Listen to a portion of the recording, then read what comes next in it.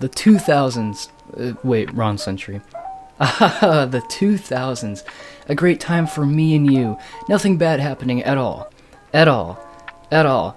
At all. Look, I could go on and on about how much I love the 2000s. The nostalgia it brings me. It's just like cocaine. I can't get enough of it. But if I were to yap about my favorite decade, I'd be here for hours, and YouTube tells me that isn't really feasible. What's the first thing that comes to your mind when you think of the 2000s? For me, it's discs and DVDs. You see, I was a young lad in the mid to late 2000s, so maybe that makes sense. Let's talk about something else though, but I promise it's sort of related to the 2000s. Kind of. Whatever, we'll see. Streaming!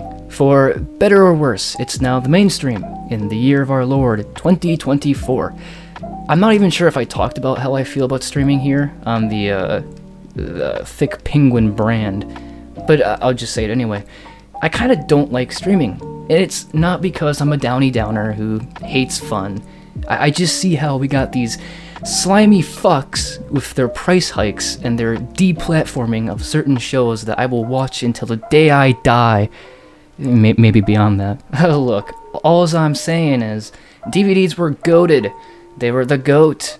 Moo? I like DVDs and other physical media because unlike digital content, you own this. You own this piece of plastic shit. Polycarbonate. But there's something sensational about holding your, keyword, your DVD set, your Borat disc case. You don't get that when you look at your collection on Netflix or HBO or Hulu. Well, maybe you do, I don't. You know why? You wanna know why? It's because I don't own it. These streaming services, they're based off subscription-based models, meaning you pay a certain amount for a certain amount, and you get a certain amount. You pay $9.99 or, well, now it's $15. You get yourself a grand collection of content that you can stream from anywhere, at any time, at your own leisure. And sure, this is convenient, and a rule of thumb for predicting the future, by the way. Convenience always wins. But you don't own these. Sure, you pay for the content, but you're just renting them. You don't purchase this to own, you purchase it to watch. And for most people, that's alright. They don't need a giant physical collection. I do get it. However, what happens when a show of yours gets deplatformed because, well, I don't know, they want to make room for something else, or a previous license to have it expires, or what have you? Well, you don't get to watch it now. Now it's either on some other platform that you have to pay another monthly subscription for, or it's just quite literally lost. So let's talk about the future for a bit. Prices are hiking to quote-unquote keep up with inflation. Fuck off.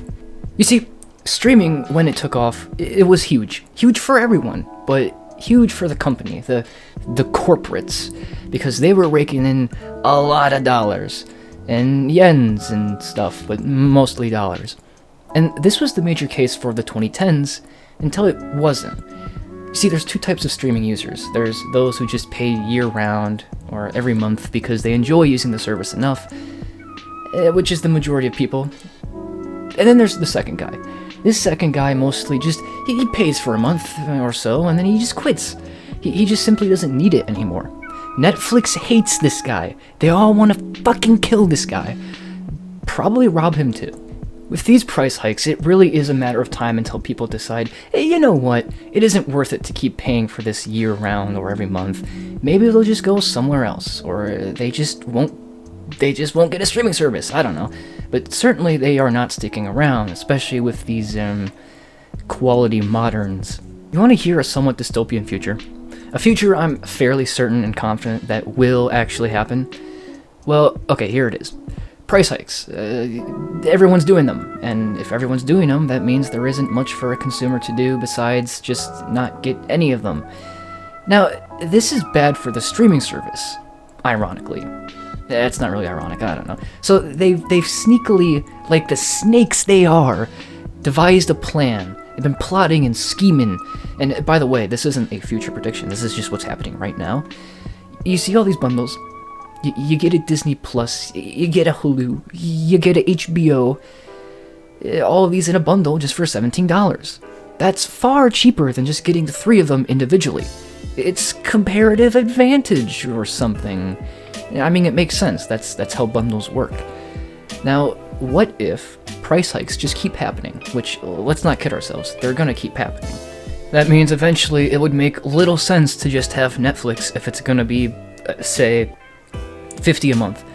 And then maybe you get Disney too for $30 a month.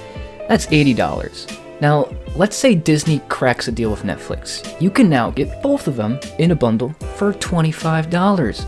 Now that sounds like a good deal, right? You got both of them for far cheaper.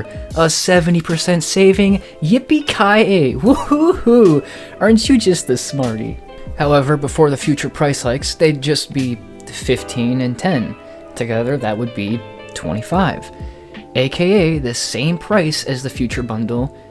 Now, okay, Weenie Hut Jr., you cryptic bitch. What is your point? This looks great. Getting more options is good for a cheaper price. Well, you aren't seeing the big picture. You, my friend, you just lost the ability of choice.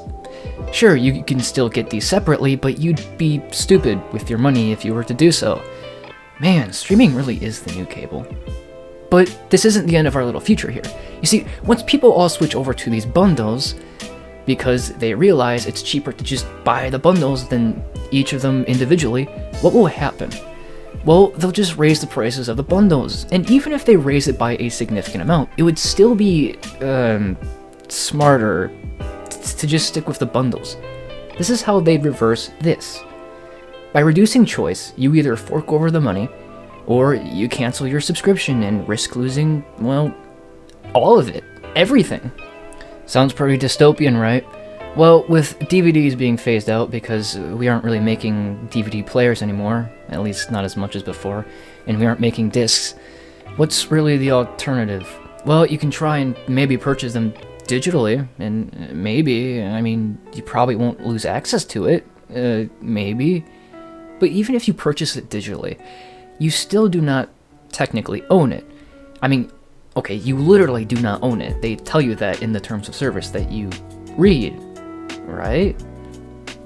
So at the end of the day, soon enough, we'll come to the realization as a society that we don't own any of our media. And would we be happy? Probably, or at least content. Remember what I said earlier? Convenience always wins. Anyway, this is why I don't like streaming. I truly do long for the days of simply buying a disc, plopping it into my player to watch my Nick Picks or my Milo and Otis.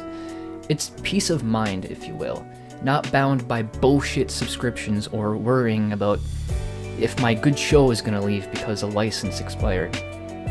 I do hope maybe you can consider my words about streaming. Maybe it hasn't changed your mind, and if it didn't, that's fine. It wasn't really supposed to. This was just my perspective.